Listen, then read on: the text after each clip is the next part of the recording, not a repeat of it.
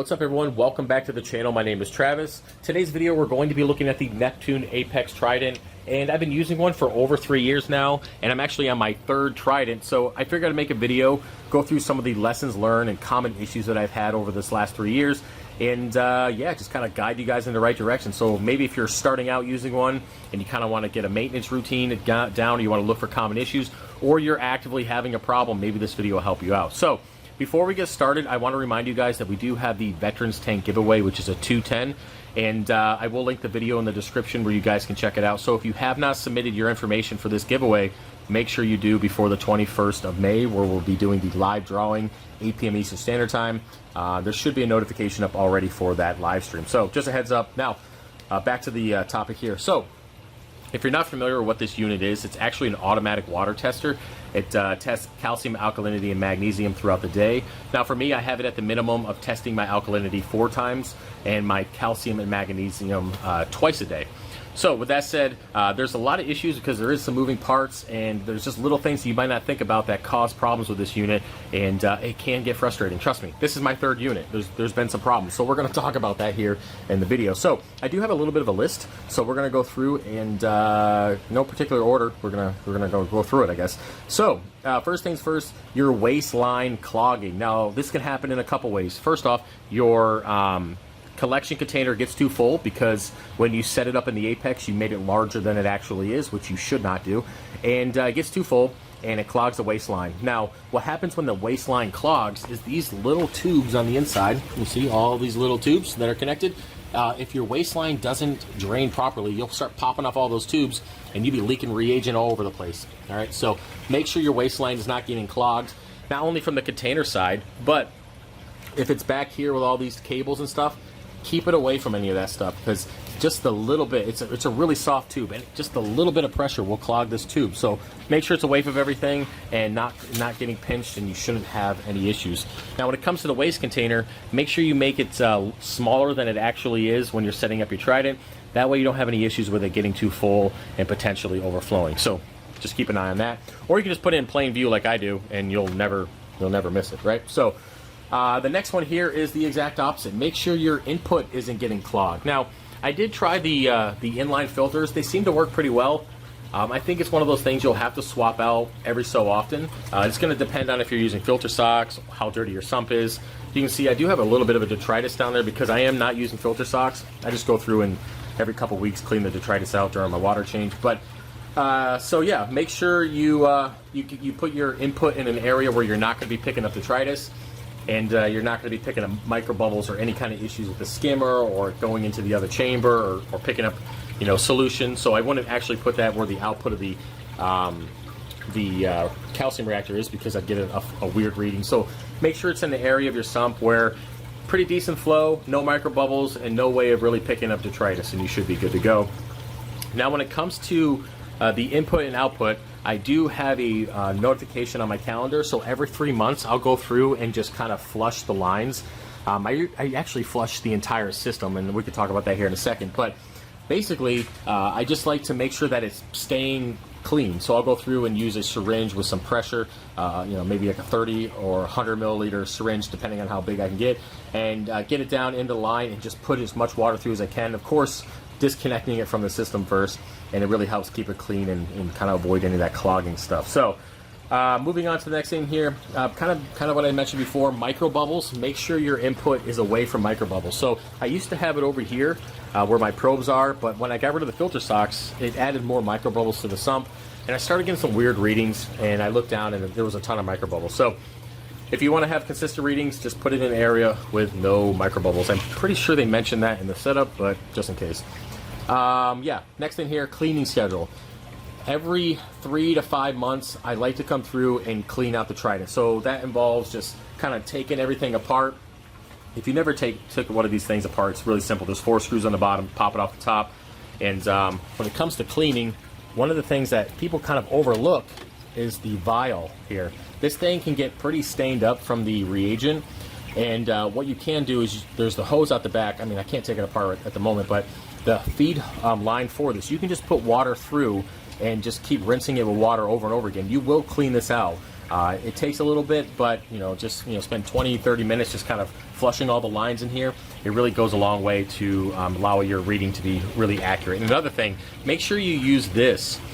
This kind of keeps the light in and it allows you to have a more accurate reading as well. Something I kind of didn't really pay attention to. Now, how big of a difference does it make? I'm not really sure, but it's there for a reason, and it only makes sense that you're reading a light, you're reading the reagent, and that shade is going to help the consistent reading. So just keep using that. Next thing here, the needle guides. So inside of these, I have the 3D printed needle guides. What it does is it allows the needle to stay directly up and down. Okay, so you don't have to worry about it flopping over or picking up the side of the reagent. It just allows you to get the most out of the reagent container. It allows you to pull it out consistently without having any issues, and they're relatively cheap. I think that, yeah, they're on the website. They're relatively cheap, and I've been using them since I started, and they seem to be pretty popular. So try those if you're having any issues with weird readings, especially when you're getting low in the reagent. Just take that into consideration. Now, if you want to avoid that altogether, you can just change out the reagent early. So I like to change mine out at like 10%. Pretty consistent with that. Over time, of course, you are wasting money and product, but if you're just looking for consistent, accurate readings, you don't have to wait for it to say that you need to change it. You can do it a little bit earlier. It's kind of personal preference on that. But for me, about a little under 10%, 10% a little bit under is when I change them out, especially the alkalinity, because that's the most important water parameter for me. I probably let the magnesium and the calcium just go until the apex reminds me. But alkalinity, I like to change out a little bit early just to make sure.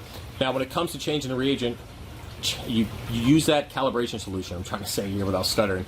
Make sure you're recalibrating the Trident. They give you that little white bottle for a reason. So every time I change out a new box of reagent, I always calibrate the Trident with it. It takes half an hour, just kind of set it, walk away, let it do its thing, come back, and you have accurate readings.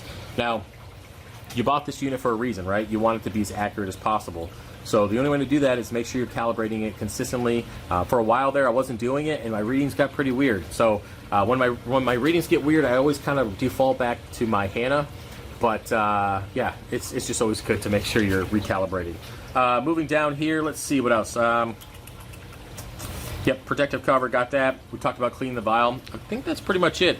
Outside of making sure that these connections on the top, this is where you get like failed test A and B and stuff like that.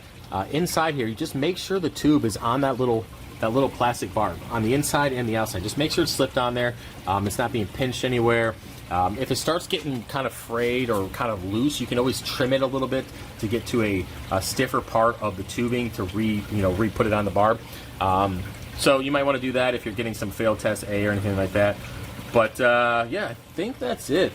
Outside of that, the Trident isn't horrible.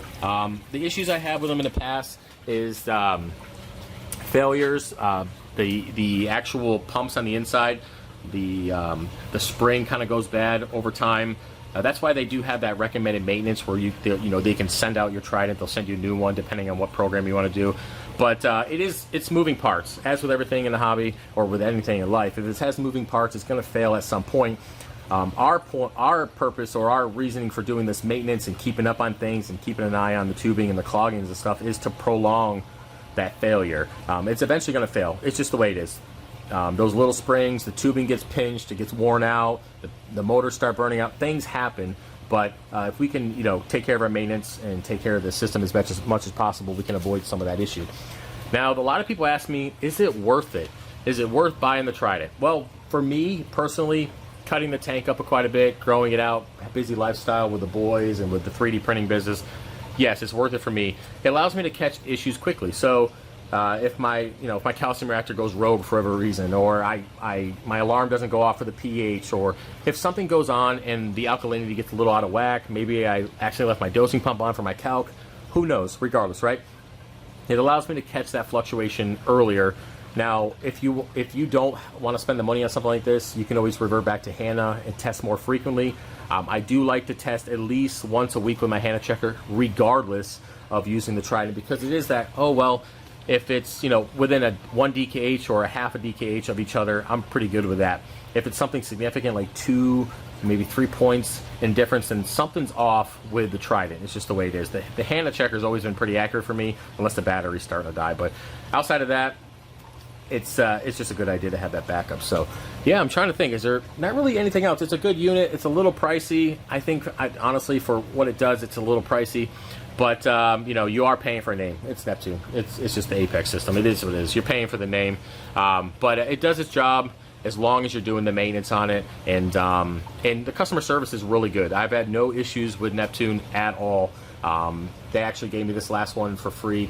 I sent it back. The second one I sent back, I spent the $200. They sent me the new one, and then this one I sent it back. They just gave me this one, and they did put a hold on the card, but they gave me the money back, which is great. So the customer service is always good. It's really quick, and they don't really give you a hard time, and that's always appreciated when it comes to this higher end equipment for sure. So outside of that, I think that's it, guys. If you've had any issues or any recommendations with the Trident or anything that I didn't bring up, feel free to put that stuff in the comment section, because someone's out there looking right now trying to figure it out. So with that said, guys, hopefully you enjoyed the video. Any questions, let me know, and I'll see you later.